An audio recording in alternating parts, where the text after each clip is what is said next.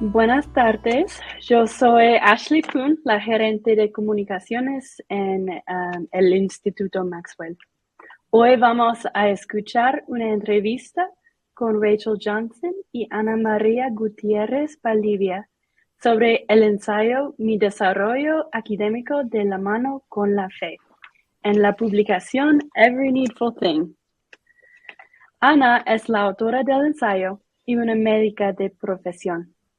Ella recibió su título de doctorado de la Universidad Nacional de San Agustín. Realiza investigaciones en la salud sexual y reproductiva, así como en la educación médica. Ella está casada y tiene 4 hijos. Rachel Johnson es becaria postdoctorado en el Instituto Maxwell. Recibió un doctorado de la Universidad de Virginia y su trabajo abarca temas de historia y cultura religiosa transatlántica de los siglos XVIII y XIX. Actualmente vive en Provo con su esposo y sus 3 hijos. Bienvenidos, Ana y Rachel. Gracias. Hola, bueno, gracias Ashley. Y Ana María, es un placer platicar con usted para este podcast. Y como Ashley dijo, para los que están escuchando, Ana María es una de las contribuyentes al nuevo libro, Every Needful Thing, todo lo que fuera necesario, publicado por el Instituto y lanzando esta semana.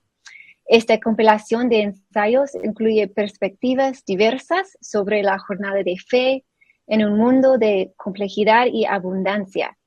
Los ensayos escritos por varias mujeres de la Iglesia de Jesucristo de los Santos de los Últimos Días de todo el mundo, incluyendo algunas latinoamericanas como Ana María, abarcan diversos campos académicos y profesionales y muestran las distintas maneras en que podemos integrar la fe y la vida profesional.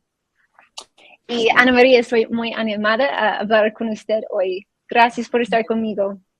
No, muchas gracias también a ti, Rachel, y a Ashley por habernos hecho la introducción. Gracias por la entrevista.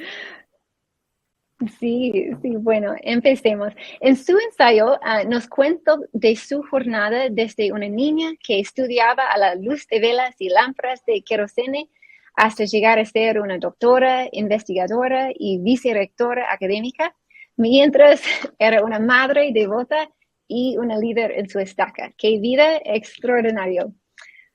Y quería preguntar, usted habla en su ensayo que creció de una familia amorosa y devota. ¿Podría contarnos más sobre la influencia que tuvo en usted la fe católica de sus padres? Bueno, mis padres se dedicaban a la agricultura en una zona rural.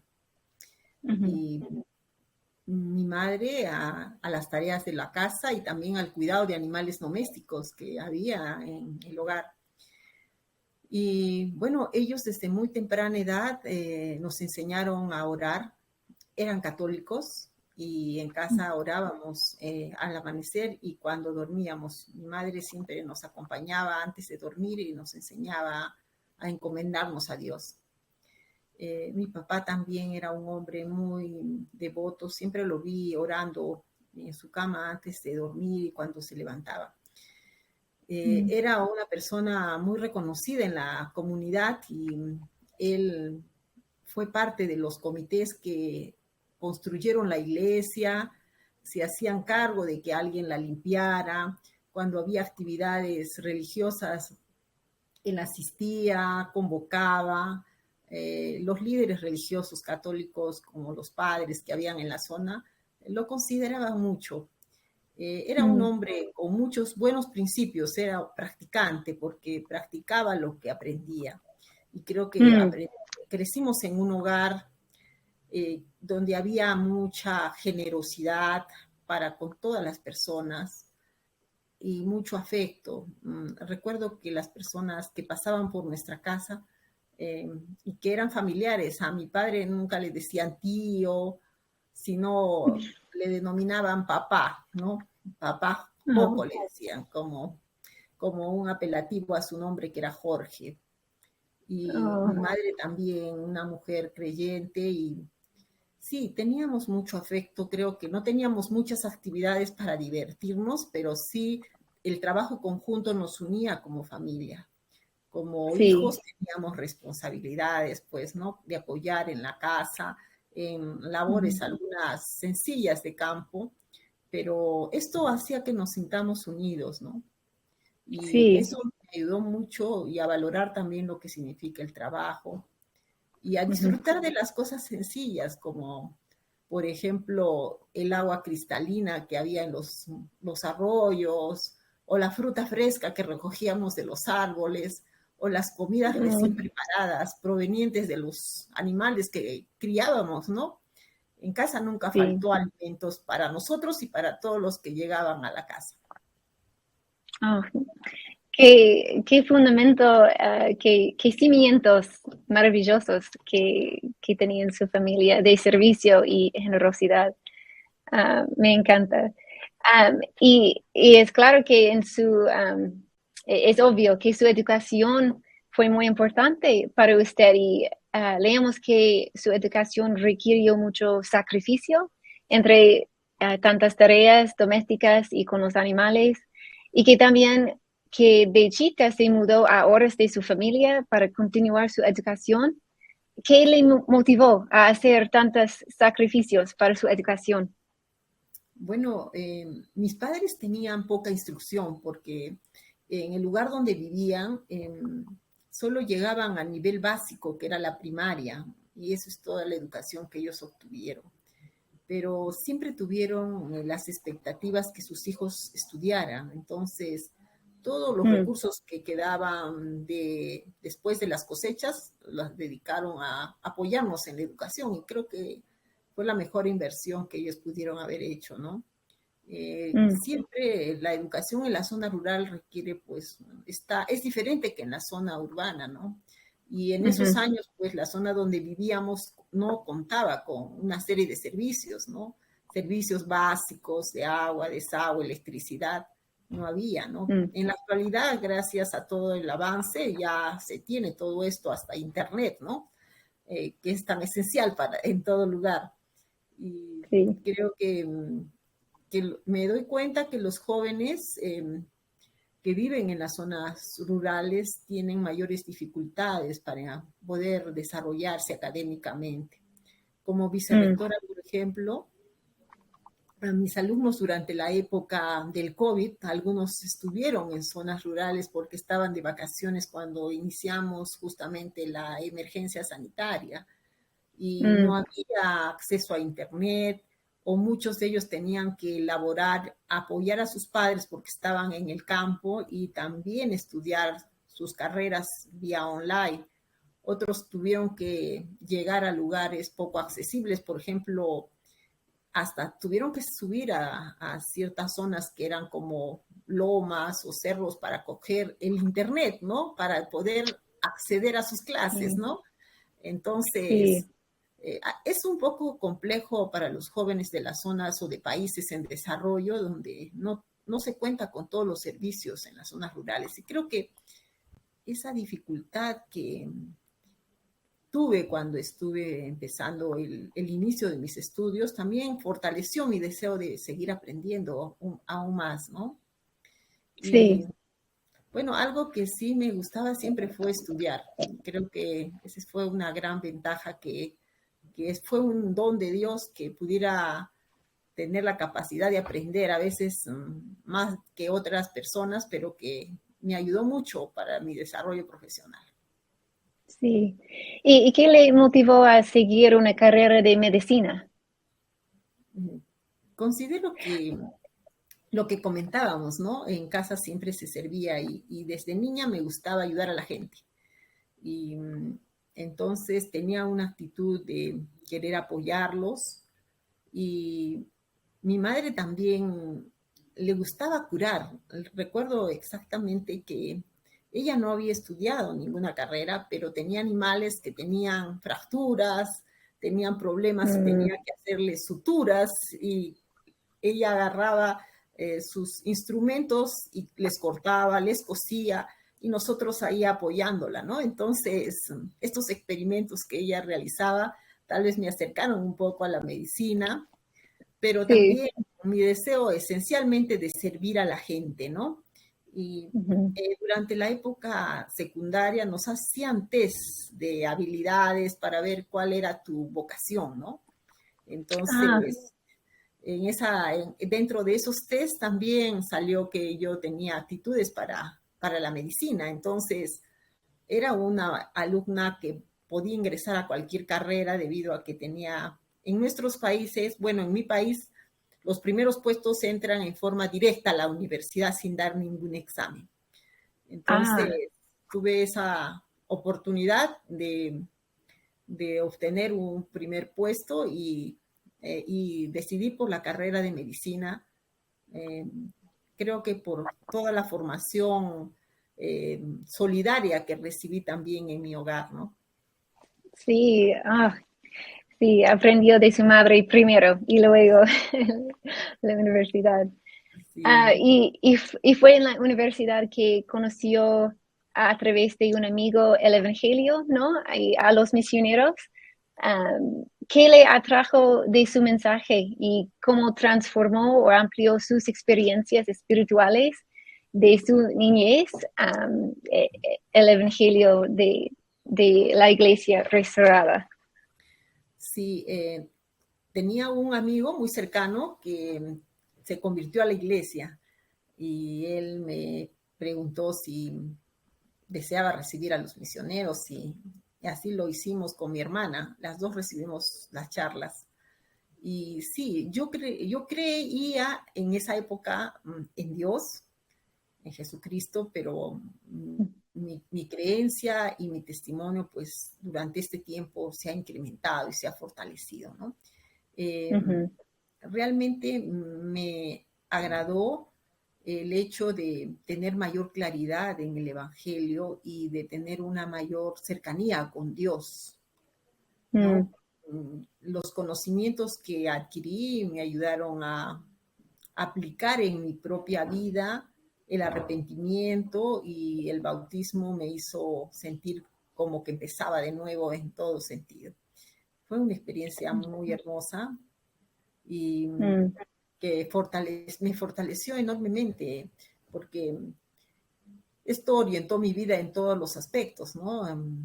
En el valle donde yo vivía, por ejemplo, es una zona muy cálida y la gente usa ropa muy ligera, ¿no? Entonces, la modestia en el vestir, por ejemplo, es algo que me ayudó mucho la iglesia a guardar el día de reposo, que era tan importante, aún en las difíciles, bueno, yo digo que es un poco complejo para alguien que estudia medicina, bueno, darse tiempo para todo, porque en esa época yo estaba de líder de la JAS, en esa jóvenes adultos solteros, ¿no? Y visitaba los barrios, tenía clases en institutos, era maestra de la escuela dominical de jóvenes, maestra a veces en la sociedad de socorro, y hacía muchas actividades a la vez en la iglesia y seguía estudiando.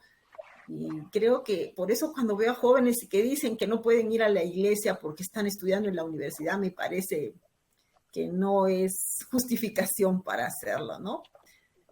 Sí. Yo los invito a que puedan hacer todo su esfuerzo porque al igual que nos nutrimos intelectualmente, necesitamos nutrirnos espiritualmente. Y eso nos ayuda mucho realmente a practicar todos los principios dentro de nuestra formación es fundamental. Recuerdo que me faltaban a veces temas por estudiar, pero era día domingo, así es que era día de reposo, tenía que dedicarme íntegramente al Señor. Y me iba muy bien. Nunca había pensado que después éramos 125 alumnos y cuando terminó la carrera, recién nos entregaban el ranking de alumnos. Y yo salí en el tercer puesto con otra compañera, emparejados, después de hacer tantas cosas a la vez, ¿no? Había hecho muchas actividades en la iglesia, campamentos, eventos, Sí, fiestas, todo lo que podíamos promover en la JAS, ¿no? En los adultos solteros. Y sé que el Señor bendice porque te ilumina, te aclara la mente si haces tu esfuerzo. mm. Sí, este tema de dar y recibir ese conocimiento que sigue creciendo me parece muy clave en su desarrollo, porque usted seguía aprendiendo aun cuando parecía muy llena su vida, desde una maestría hasta una doctorada, y me parece que usted realmente descubrió el poder de consagración, capaz de consagrar este conocimiento para el servicio de los demás, y entonces podía recibir más ayuda de nuestro Padre Celestial, me parece. Ay, Um, gracias. sí, Creo que es...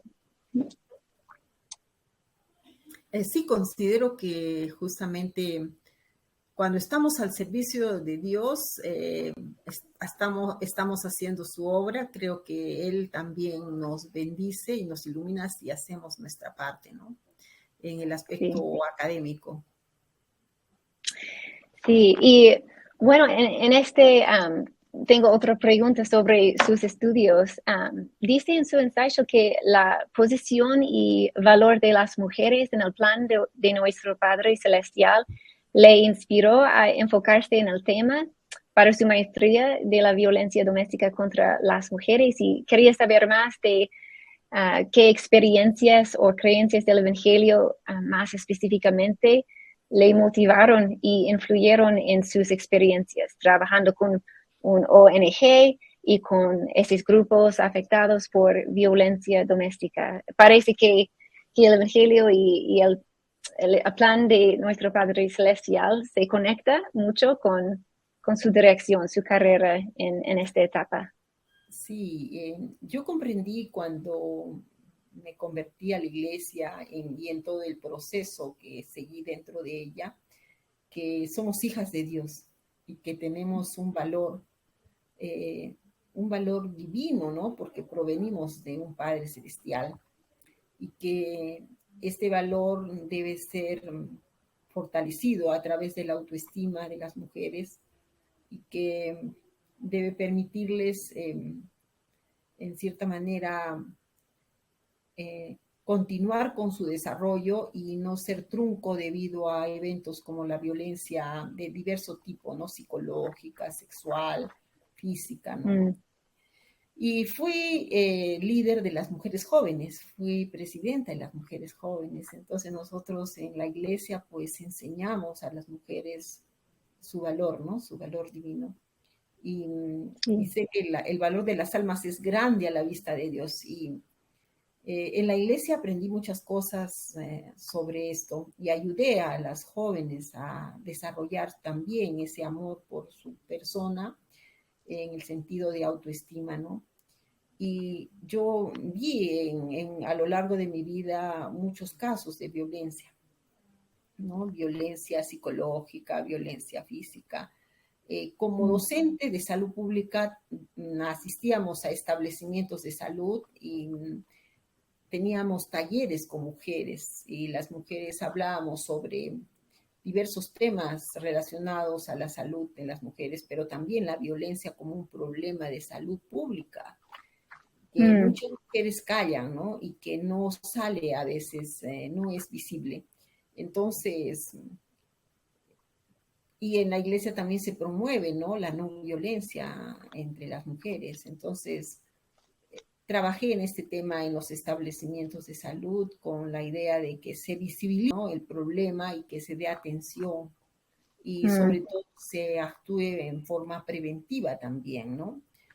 Fortaleciendo sobre todo las capacidades de las mujeres, porque la violencia es consecuencia de una distribución desigual de poder, ¿no? Y una distribución tal vez de oportunidades también desiguales, porque mm, muchas mujeres a veces dependen de los varones económicamente si no tienen educación si no tienen oportunidades de solventarse. Y eso hace que toleren muchas veces la violencia, ¿no? Entonces, sé que como mujeres tenemos un gran potencial, que podemos como hijas de Dios desarrollarnos. Todas tenemos habilidades diversas, algunas tienen habilidades intelectuales, otras tienen habilidades de negocios, habilidades manuales, que permiten que podamos salir adelante si es que hay situaciones adversas en las familias y que no necesitamos tolerar la violencia, ¿no? Por ello es que el enfoque que di a ese trabajo de investigación fue visibilizar el problema, ¿no? Y que también los operadores de los servicios de salud pudieran asumirlo, porque a veces por evitar los procesos que tienen que ver con la denuncia y la parte legal, algunos evitan colocar diagnósticos como violencia y pueden colocar un diagnóstico como contusión o lesión por una caída o por cualquier otra causa, ¿no? Entonces, ahí estaba enfocada mi investigación y seguimos trabajando en la universidad con los estudiantes, tratando de fomentar una serie de oportunidades para las mujeres y también para los hombres, para que haya un trato mucho más equitativo entre ambos, sobre todo en la paternidad, por ejemplo, ¿no? Hicimos varios estudios para que el hombre se incorporara más en el proceso de toma de decisiones respecto a la paternidad, participara también de la toma de decisiones en todos los procesos de tamaño familiar, del embarazo, del parto y cosas relacionadas a la salud de la sexual y reproductiva, ¿no? Que involucra a ambos, porque no es solo responsabilidad de las mujeres, ¿no? Sí, sí, exacto. Sí. Bueno, también yo quería preguntar de cómo en esta etapa difícil que menciona, cuando después de casarse empezó un exigente internado con guardias nocturnas y diurnas mientras estaba embarazada. Dice que cada paso que dio en esta etapa fue con la ayuda de su Padre Celestial. ¿Y podría contarnos más sobre en qué manera sintió o experimentó la ayuda de su Padre Celestial en esta etapa difícil? Sí, bueno, yo me casé justo antes de ese periodo del internado y después de unos meses me embaracé. Y bueno, entonces mi hijo nació cuando estaba terminando casi el internado, pero todo el embarazo estuve haciendo esta rutina, ¿no? Y yo sentía en las personas, por ejemplo, su comprensión, su ayuda, y sobre todo cuando nació mi hijo, por ejemplo, pude tener el apoyo de la familia de mi esposo, de los compañeros para cambiar espacios de guardias. El Señor que, bueno, nuestro Padre Celestial, yo sentía que me daba fuerzas para poder continuar con esta tarea, porque los internos de medicina entran en la mañana y salen al día siguiente a las 4 de la tarde, 5 de la tarde, después de una guardia nocturna. Y para alguien que está gestando es un poco complejo, pero sé que el Señor proveyó para que la gente que estaba en mi entorno tuviera, tal vez yo pudiera tener su apoyo y también el apoyo de mi esposo que se preocupaba. Mi hijo nació y todavía tuve unos meses de internado, así es que tenía que sacar la leche para mandarle a veces a él cuando tenía guardias y salía para dar de lactar. Entonces fue un poco complejo, yo lo sé. A veces miro en retrospectiva y digo, no, realmente hice un gran esfuerzo y solo con la ayuda de Dios pude haberlo hecho, sola no lo hubiera podido hacer, ¿no? Y sé que él, o sea, generó pues un camino mucho más, de repente, acogedor para estas situaciones, ¿no? y por todas las personas que me rodearon y me sostuvieron durante este proceso, ¿no? Sí, sí. Entonces contó con el apoyo de su esposo y familia y también de esa fuerza espiritual. Y no puedo imaginar cómo habría sido esta etapa. Parece muy difícil. Sí, a veces yo pienso, ¿no? Nosotros con mi esposo pensábamos que ciertamente nos habíamos casado y Dios decía que nosotros teníamos que también traer hijos al mundo, pero después, pensándolo en esta época, dije, hubiera esperado un año para traer un hijo al mundo y no durante el internado, ¿no? Pero lo hicimos y creo que el Señor nos bendijo por ello, ¿no? Porque no solo pensamos en nosotros, sino también pensamos en sus mandamientos y en obedecerlo, ¿no? Entonces, eso hizo que, bueno, terminar el internado y me gradué. Después tuve que hacer una tesis y con mi hijo, la familia de mi esposo estaba cerca nuestro y llevaba al bebé en el coche, lo dejaba, me iba a hacer la tesis y así realmente pasó este periodo. Creo que los desafíos nos hacen fuertes a las mujeres. Si no nos matan. No, si no nos matan, no, nos hacen fuertes definitivamente para claro. luego superar otros desafíos mayores, ¿no? Sí, claro. Sí, y capaz le preparó para que cuando tenía 4 hijos, este fue cuando siguió el programa doctorado, ¿no? Cuando tenía 4 hijos.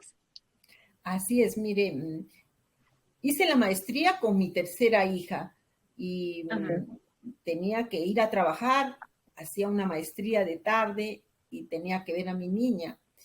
Tenía una señora que me ayudaba, pero fue bastante complejo. Y para hacer el doctorado tenía mis 4 hijos y hacía el doctorado. Las clases eran generalmente los viernes y sábados y bueno, tenía trabajos por hacer y también tareas en el trabajo, porque algunos doctorados son de dedicación exclusiva y otros no, ¿no?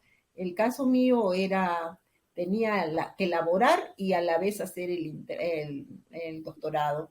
Pero fue una experiencia muy buena porque uno crece, ¿no? A la vez que está aprendiendo, también está enseñando a los estudiantes lo que aprende, o sea, creo que se nutre mucho más, conocí a muchas personas. En la maestría y doctorado que hice era en salud pública, así es que había colegas de todas las profesiones en el área de la salud y otras áreas que no eran de la salud, contadores, algunos administradores que querían trabajar en el área de salud.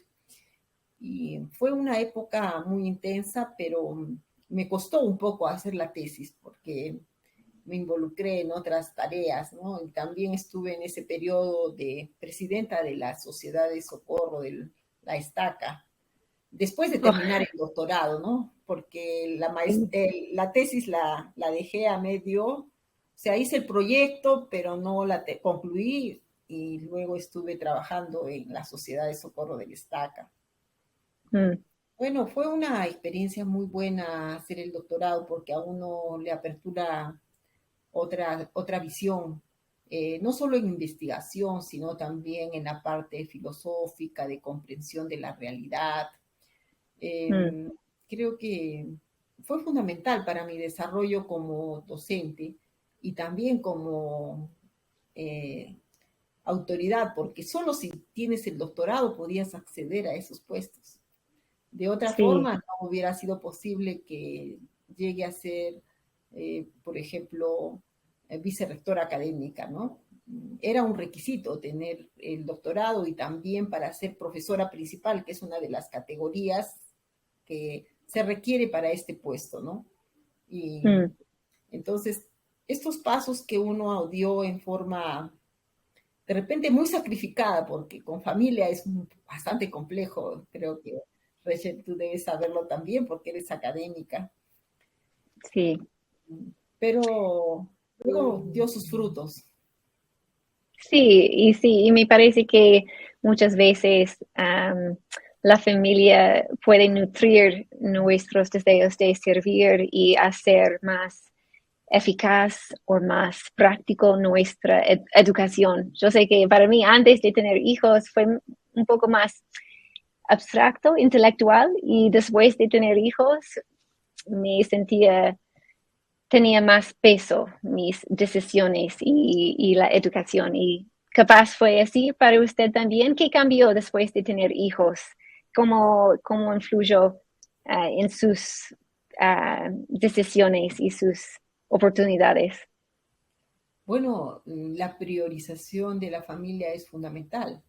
Ya no solo somos nosotros y las decisiones nos afectan a nosotros, sino también a nuestra familia y a nuestros hijos. Eh, por eso es que a veces uno posterga algunos aspectos académicos cuando tiene familia, ¿no? Pero los conocimientos también que uno va adquiriendo también son para ellos un beneficio.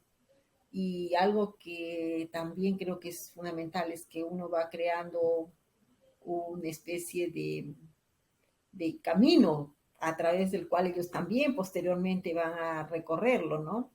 Es el Sí. ejemplo que los padres dan en lo académico ayuda mucho a los hijos.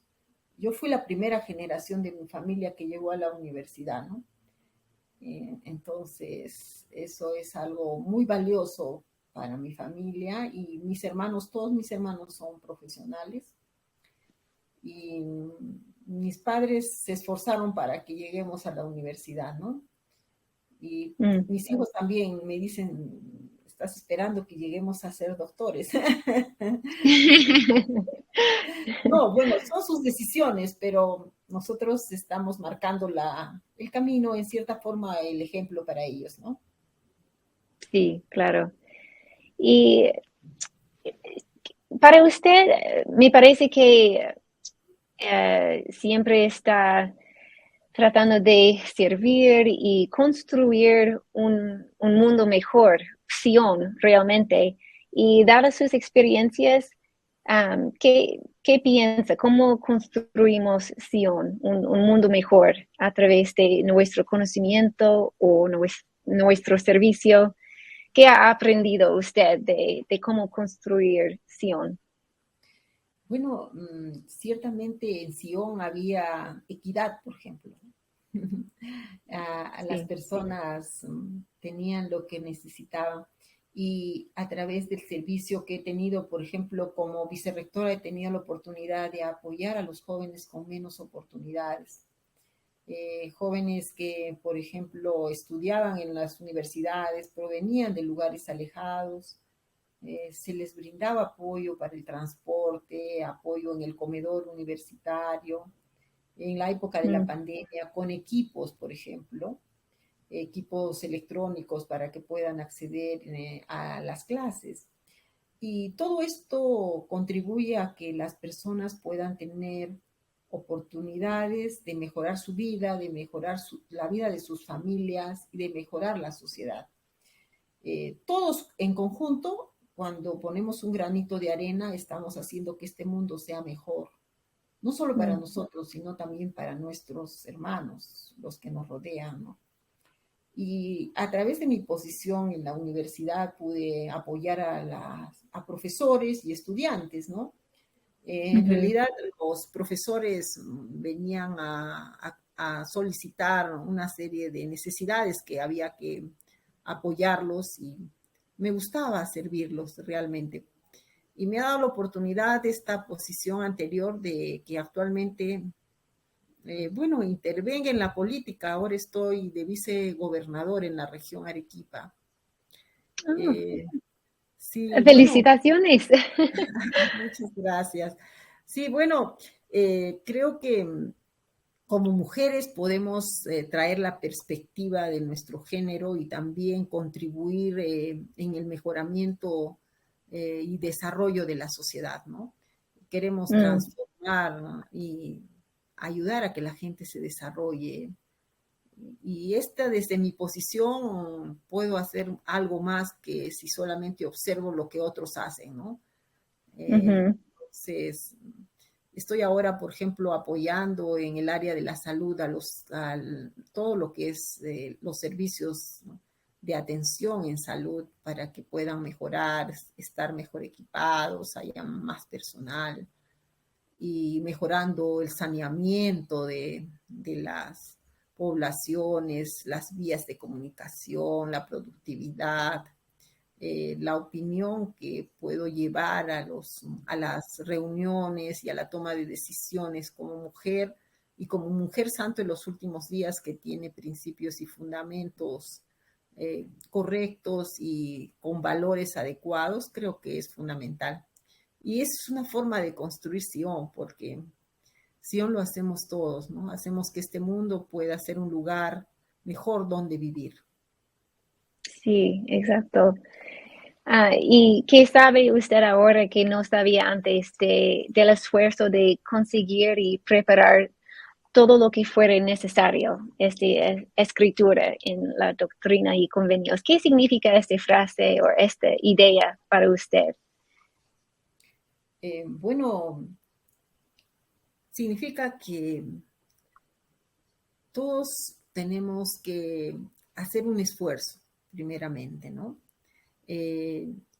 Hacer un esfuerzo desde la posición donde estemos necesita constancia, disciplina para lograr un objetivo. Tal vez no solo en lo académico, sino también en cualquier proyecto que tengamos como mujeres, podemos lograrlo. Y si planificamos, vemos nuestras habilidades, nuestros recursos y los utilizamos, ¿no? A veces esperamos que vengan desde fuera, pero podemos utilizar lo que tenemos en ese momento para construir un camino que nos pueda ayudar en el futuro a lograr nuestras aspiraciones, ¿no? Algo que estamos apoyando, por ejemplo, en la actualidad es la educación técnica.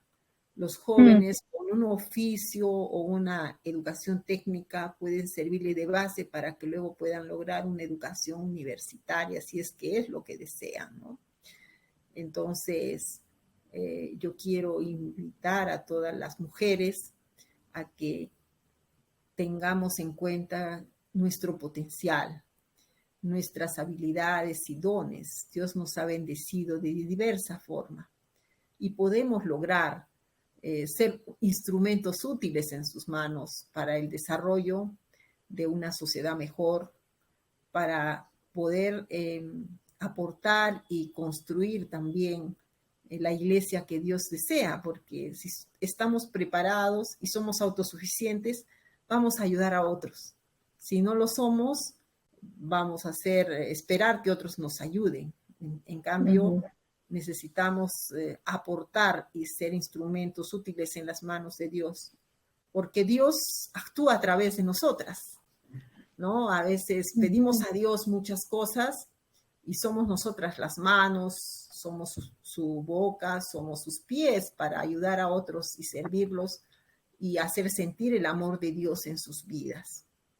He sentido eso durante mi trabajo, que he tenido personas que han sido también ángeles que me han sostenido, me han ayudado, porque sola no podía hacerlo. Y a veces no son miembros de la iglesia, pero son personas con valores que tienen también esa visión de aportar a mejorar el mundo donde vivimos. Y también he sentido que yo he sido un instrumento en las manos, porque algunas personas me dijeron de que habían sentido que Dios había actuado a través de mí, ¿no? Entonces, eso me hizo sentir muy bien, porque ojalá pueda ser, pues, un instrumento para Él, ¿no? Para hacer el bien al mundo. Sí. Bueno, gracias, Ana María. Es su ejemplo de su servicio y su visión de Sion tan amplia y tan activa me inspira mucho, y estoy muy agradecida por su ejemplo y lo que podemos aprender de usted y que podemos construir Sion juntos. Y ha sido un placer. También, mucho gusto, Rachel, y también Ashley por esta entrevista. Muchas gracias al Instituto Maxwell y los invito a leer el libro para que se inspiren con tantas buenas mujeres que hay dentro de la iglesia de Jesucristo de los Santos de los Últimos Días.